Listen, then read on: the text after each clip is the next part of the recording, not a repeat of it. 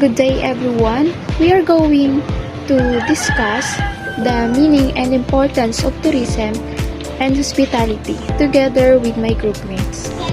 The tourism and hospitality industry is a broad sectors that includes business that provides travel, accommodations, food, and entertainment. The tourism and hospitality industry are the same that provide service to tourists and travelers. We have four components. First one is food and beverage service, lodging service, recreation service, and also the travel-related tourism service. Ito ang nagbubuo ng tourism and hospitality industry. The tourism and hospitality industry is connected because travelers needs a place to stay, grab a bites to eat, and transportation to the local activities. Ang tourism is nakarely siya sa hospitality kasi nagbibigay siya ng mga accommodations, food and beverage, and other services to the tourists and travelers. So, example, pag nag-booking ng vacations ang isang turista by package through travel agency, nagbibigay sila ng flights, hotels provides accommodations, transportations, tour and activities. The tourism and hospitality, that's our interconnected system of business, destination, and organization that collaborate to the enhanced tourism experience and economic growth. Magandang araw, mabuhay! So my topic, it's all about food and beverage component po. So yung food and beverage components is ito yung mga ino-offer na pagkain at inumin sa mga visitor sa isang hotel, motel, airlines, airport, cruise ship, trains, and shopping mall. So yung motels or motor motels po is isa siyang type ng hotel na merong parkan para sa mga guests na gustong mag-overnight po. And then meron silang mga food service na available like breakfast, lunch, dinner, and then meron ding snacks. And then meron ding mga commercial restaurants yung nagpo-provide ng mga food and beverage service. Like fast service restaurants is example po dito is yung sa McDo and then Jollibee. And then ethnic restaurants, yung sa ethnic restaurants po is example dito is yung sa Mexican restaurants. Is serve po sila ng Mexican foods nila, and then yung sa drinks naman po is like tequila, and then lalo na yung especially na yung restaurants. And then bukod doon is meron ding mga taverns. Yung taverns po is isa siyang type ng bar na nag-o-offer ng food service. And then bars, kiosk. Yung kiosk is like yung sa McDo. Yung malaking tablet doon, instead na makipag-interact ka sa server is doon ka na lang mag-order ng gusto mong orderin. And then vending machine, example is yung maghahulog ka lang ng coins and then may lalabas na kape. Meron din sa supermarket, food stalls. Yung food stalls po is like yung sa Boulevard, yung mga public place na nag-offer ng mga food and beverage dyan. And then food carts and food trucks na nag-offer ng mga food and beverage service po. And then yung kalimitan nating makita yung mga food service is sa mga park, plaza, and then sa school, meron din sa school, and then sa hospital po, and then shelter for the homeless. Meron din sa mga prisons po. Yun lang, that's all. So good day everyone. So my topic is all about the lodging component. So lodging is ito po yung kung saan is tinatawag ng short term or long term. Ito yung kung mas tinatawag natin na pang matagalan or pang samantalang tirahan or tulugan na tinatawag. So bukod po sa sa tulugan, maraming lodging facilities na nag-aalok ng entertainment at recreational facilities. So para mas makumpleto yung karanasan ng isang bisita or isang customer, no, So dahil ito nagkakaroon ng iba't ibang uri ng lodging accommodation. So upang matugunan daw yon is ang iba't ibang pangailangan ng customer is nagmula sa mamahaling hotels hanggang sa sa murang hotels or tinatawag ding resort, no? So may iba't iba pong uri ng lodging facilities. So kabilang na po dito yung inns, motor hotels, lodge, at motor inns. So ang mga ito naman po is kabilang lang po ito sa hotel at motels. So meron din po tayong tinatawag na bed and breakfast resort hotels, resort o condominium, conference centers, at time-sharing establishment. Ito naman yung kung saan is maaaring gamitin ng isang tao or isang unit sa loob ng isang particular na panahon. So bukod dito, meron din po mga special na ino-offer ang isang lodging, no? So nandito na po yung Ski Lodge sa Colorado at Casino Hotel sa Las Vegas at Atlantic City. So yun na nga po. So bukod po sa mga lodging establishment na meron din pong meron din pong abot kaya na or simply lang. So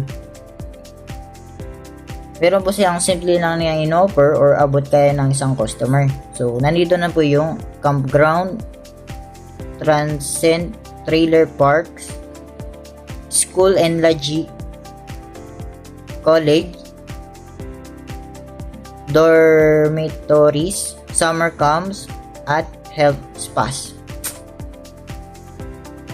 Ito naman po is yung tumutulong sa mga pangangailangan ng isang matutuluyan habang malayo ito sa isang bahay nila. So yun po. So napaka-importante po nito para sa isang estudyante or sa mga yung kumbaga low budget lang po, no? So sa ibang bansa naman po is meron uri ng lodging establishment. So nandito na po yung Paradors. Ito po yung kusaan sa Spain. Ito po yung Paradors. Ito yung kusaan misteryosyong kastilyo. Ito po yung kusaan yung mga sinaunang kastilyo na ginawang hotel ng isang gobyerno. So nandito na rin po yung pension, yung Katio sa French, yung Ryokan sa Japanese. So yun po. So bakit nga po ba mahalaga ang isang lodging industry? So number 1 is tumutulong ito sa tourismo na nagpapasigla ng isang ekonomiya.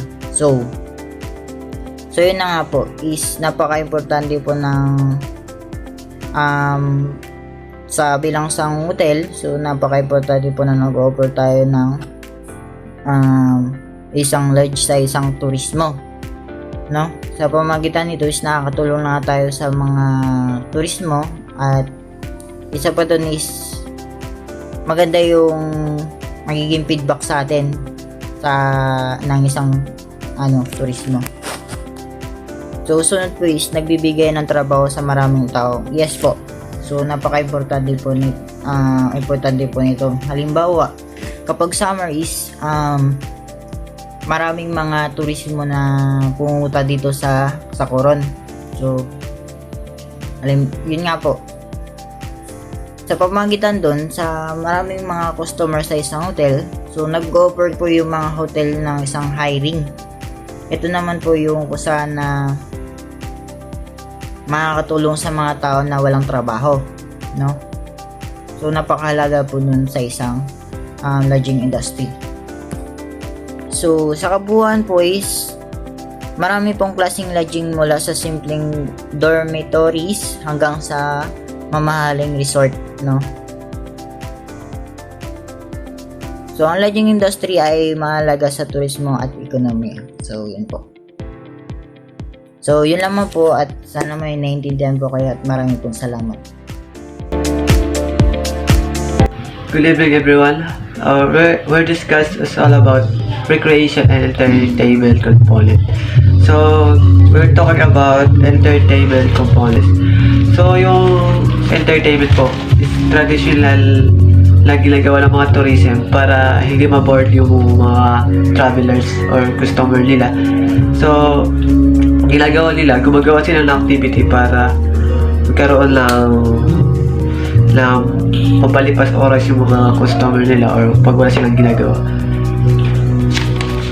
So, the difference between recreation and entertainment, yung recreation is all about emotional activities and entertainment naman is from physical activities. So, ang example ng recreation para mas maintindihan is emotional nga, like online games or ano pa ba? Online games, chismisan or kwentuhan like chika. And then entertainment is all about sport. So, pinapalaro ng mga tourism or hospitality yung mga guests or travelers para hindi sila mabored, like casino, swimming, handball, concert, and etc. Yun yung natin sa recreation and entertainment. So, para lagi nyo maintindihan, recreation is all about emotional, and entertainment naman is physical. Gabi, mabuhay. Bali, may tatlong parts tayo ng travel and tourism components. Ang una is transportation, pangalawa is travel agency, and pangatlo is tour operator. Ang transportation, ito naman yung mga ginagamit ng mga turista o mga travelers sa paglalakbay sa gusto nilang puntahan na lugar. Ang ginagamit nilang mga sasakyan is una is ships, airplane, bus, yun lang. Example na lang dito is yung kunyari pupunta siya sa mga turista pupunta sa mga. Magandang gabi, mabuhay. My topic po is definition of tourism. Tourism is the activity of traveling to and staying in places outside one usual environment for leisure, business, or other purposes. Ayon kina Hunziker and Kraft mula sa University of Switzerland, ang tourism daw po ay tumutukoy sa kabuuan ng paglalakbay ang isang travelers sa isang lugar na hindi sila bilang isang residente. Pero kapag ang travelers ay pumunta sa isang lugar para la doon tumayo ng isang negosyo, maghanap buhay, o doon na manirahan, ay dito na po papasok ang isang migrations. Halimbawa, kapag ang isang tao ay pumunta sa Boracay para magbakasyon ng ilang araw, doon papasok ang isang tourism. Pero kapag siya ay pumunta ng Boracay para maghanap buhay, manirahan at tumayo ng isang business, doon na po papasok ang isang migrations.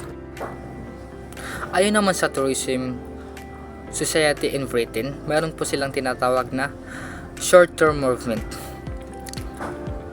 Halimbawa, ang isang pamilya ay mula sa Maynila papuntang Boracay para magbakasyons ng mga ilang linggo. Yun po ay short-term movement.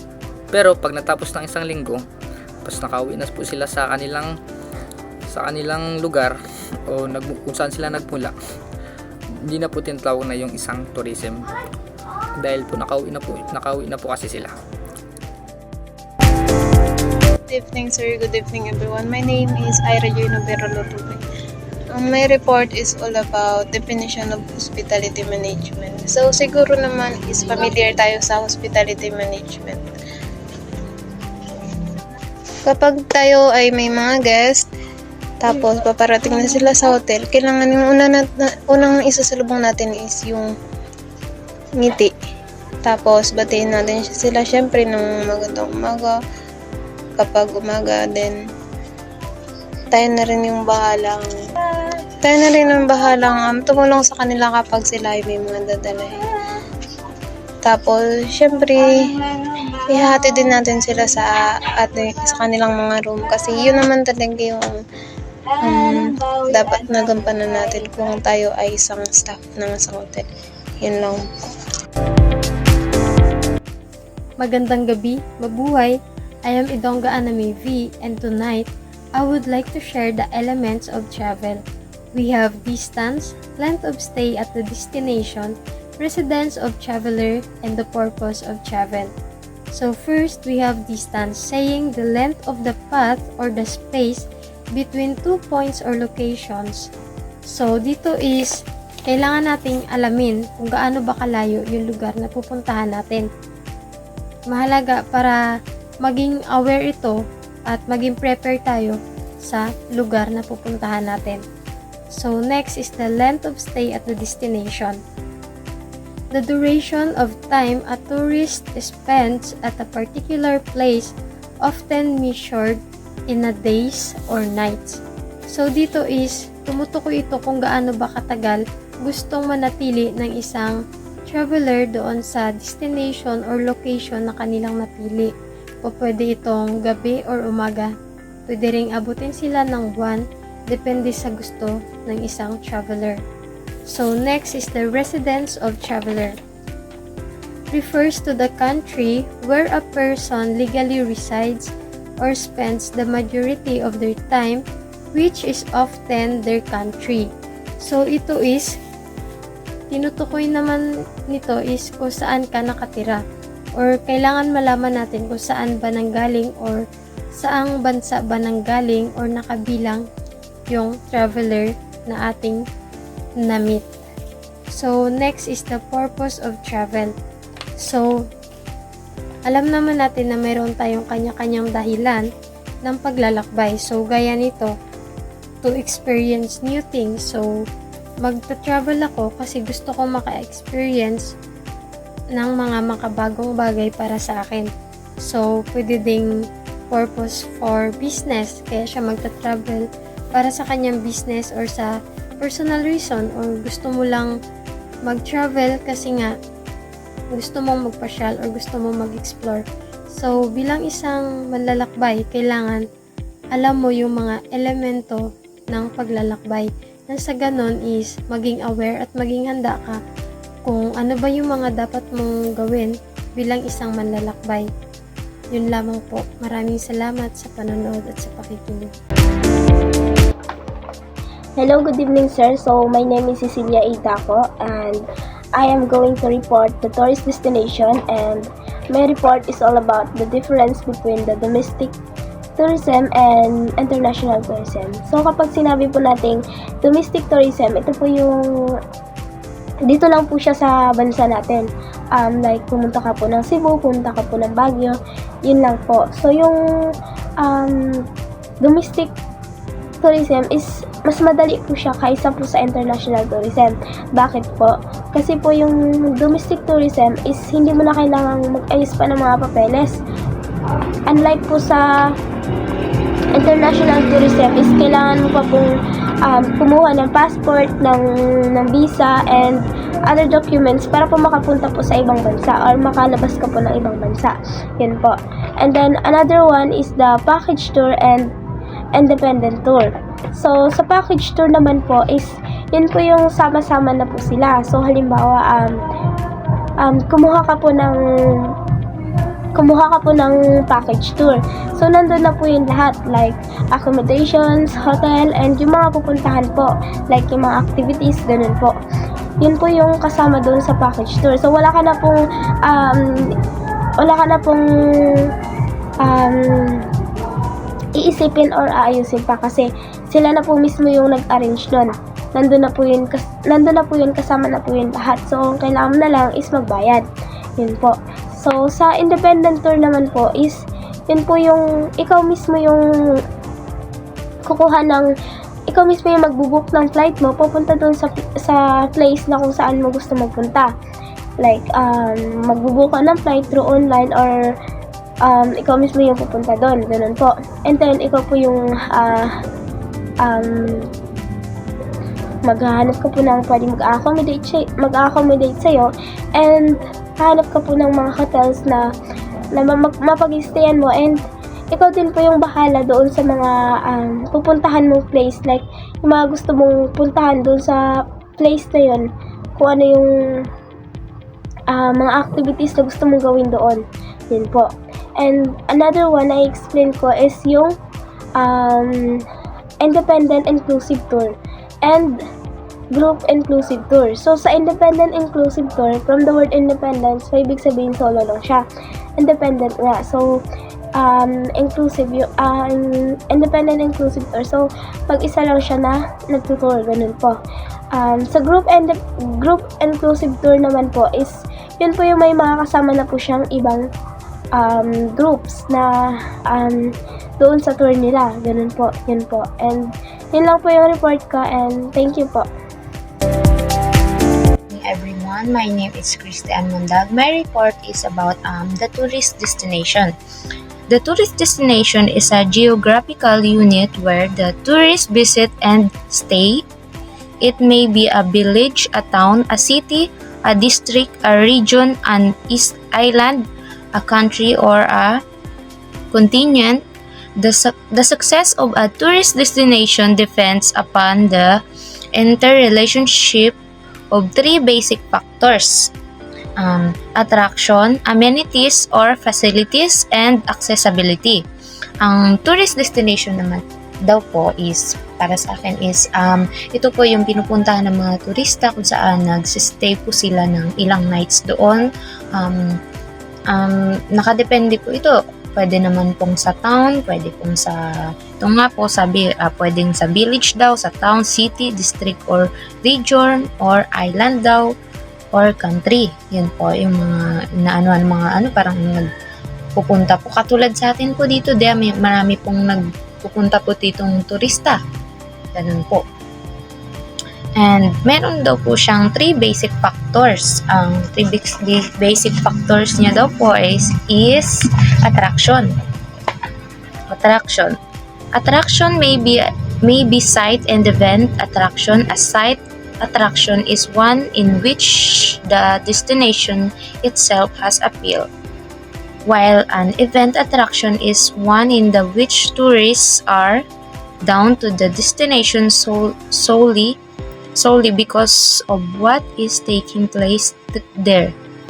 A site attraction may be a country, a geographical region such as the Alps, a city, or a resort such as Boracay.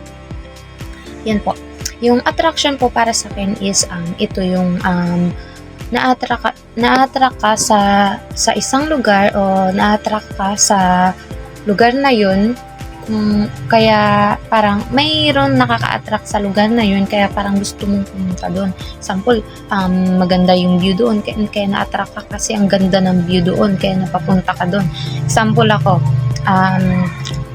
na-attract ako sa beach ng Boracay kasi ang ganda, tapos ang haba pa, 'di ba?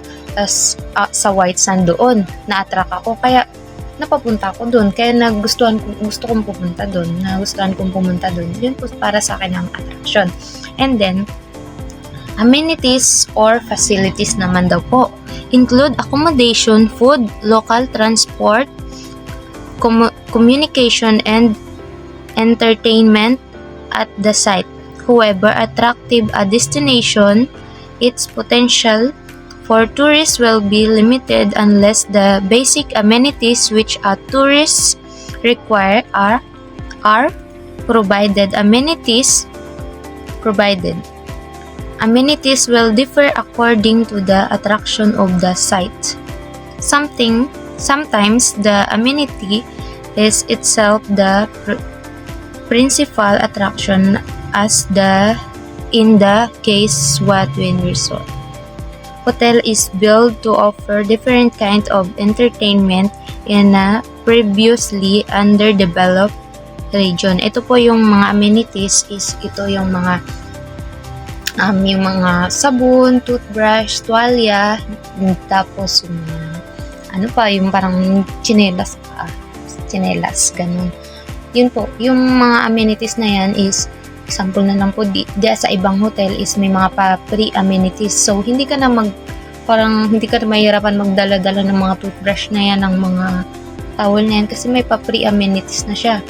Tapos, yung device, yung facilities naman is yung mga gina-offer ng hotel, mga accommodation na ganyan, mga maganda sa facility niya, yung mga parang may pa-pool, may pa-massage, ganun po.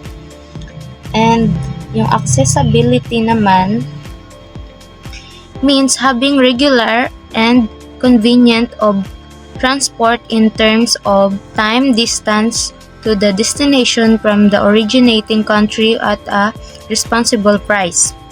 If private transport is to be the means of access, tourism flow will depend upon etiquette, road, gasoline station, and the like. Good railways, and coach service. Airport and seaports are designed to facilitate accessibility. Ito naman po sa accessibility is yung mga sasakyan ng mga turista o kaya natin mga ganun, mga magta-travel, yung mga sasakyan nila na abot kaya lang daw po, pero safe naman siya, maganda naman yung may accommodation, ganun, mga ganun. Example na lang po ng mga sasakyan na yun is yung eroplano, sasakyan pang hipapawid, pang dagat daw po, syempre barko, tapos mga tren, ganyan po. Yun. Magandang araw, mabuhay. Sa tourist service naman po is sa pag-travel at pag-stay ng mga turista ay nagbibigay ng mga malawak na service sa panahon ng holiday. Ang pag-stay at pag-travel ng tourist ay need nila ng mga transportations para makarating sa kanilang pupuntahan or gustong puntahan na destinations. May mga iba't ibang transportation between public and private, domestic and international, and among the various modes like sea, lands, and air. Sa public transportations, city buses and trains. Sa private naman is cars, motorcycles, small vans. Sa domestic and international is sa sea, shipping containers, air, international flights, and lands, trains, and trucks. Ito yung mga needs nila para makarating sa gusto nilang pupuntahan or gusto nilang puntahang destinations ng mga lugar. Ito yung sa tourist service. So, hello sir. Ako din po yung magre-report sa characteristic of tourism and hospitality kasi po yung isang member is hindi po send ng kanyang video para po sa kanyang reporting. So, sa number 1 po ay sinasabi po dito is yung mga produkto daw po na dinadala yung mga produkto daw po ay hindi siya dinadala sa consumer. So, sa halip, yung consumer po yung kailangan magpunta sa produkto para po mabili ito. So, sa ibang industriya naman po, yung mga items na ginagawa sa isang pabrika ay ito po yung dinadala sa wholesaler at retailer, tapos yung pinakahuli po is sa consumer. Tapos, yung pangalawa naman po is yung mga produkto daw po ng ibang industriya ay limitado lang po yung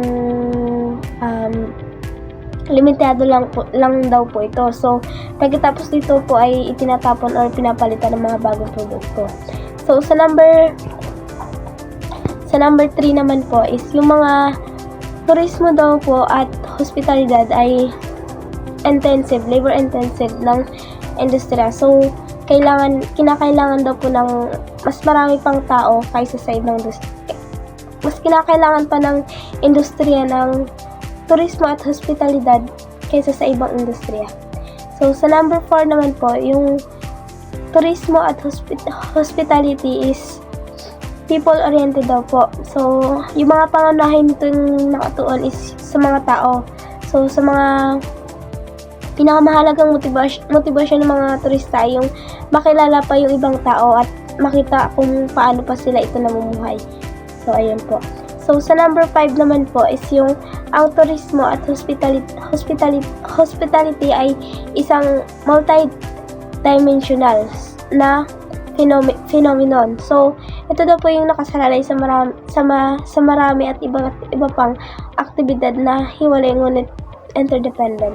So, sa number 6 naman po is sinasabi dito na ay yung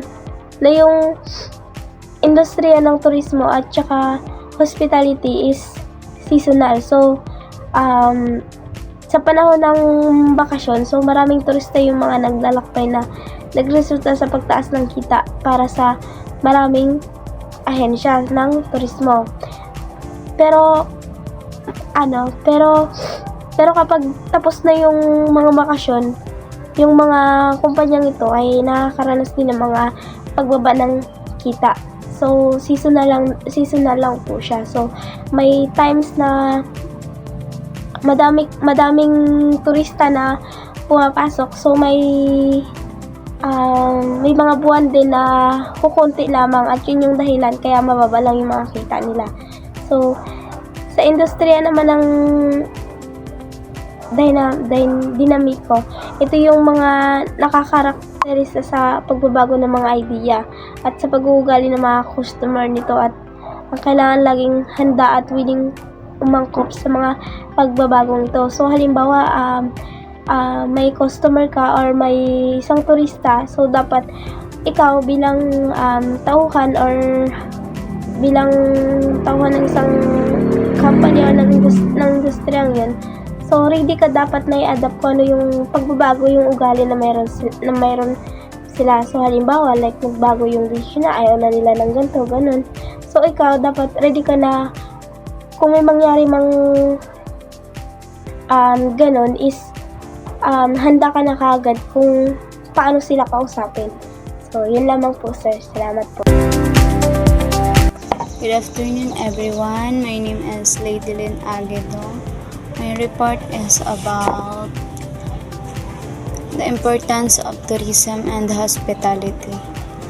The tourism and hospitality has become one of world's major industries. Both developing and highly developed nations are now taking a closer look at the following potential benefits from tourism and hospitality. Number 1 is contribution to the balance of payments. Number 2, dispersion of development. Number 3 is effect on general economic development. Number 4, employment opportunities. Number 5, social benefits. Number 6, cultural enrichment. Number 7, education significance. Number 8, vital force for peace. Ang number 1 po is contribution to the balance of payments is halimbawa po dito yung cellphone. Yung halimbawa po ng kagaya po ng cellphone, yung iba mahal, yung iba mura. Depende po sa klase ng cellphone. Kung original or local po man ito.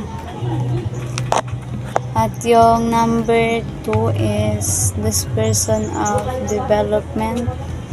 Ang halimbawa po nito is ang pagtaas ng antas ng isang lugar o lungsod tulad ng Maynila, Davao, Cebu. Yan po yung mga lugar na medyo mataas ang antas ng kalagayan. At yung number 3 po is effect on general economic. Halimbawa po nito is pag simula o paglikha ng trabaho or pagtaas ng kita.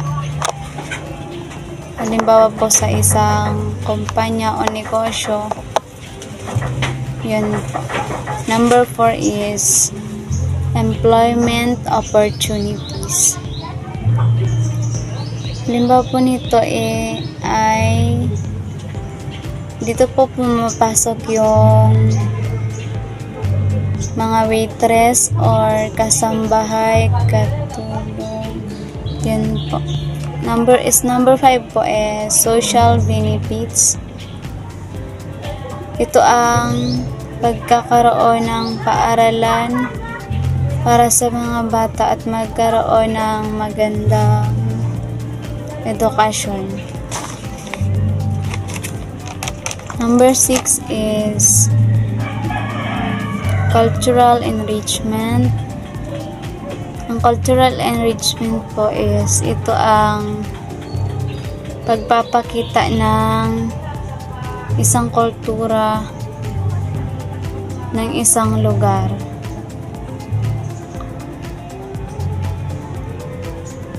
At number 7 po is education significance. Ito yung pagtaas ng antas ng edukasyon. Like po ngayon may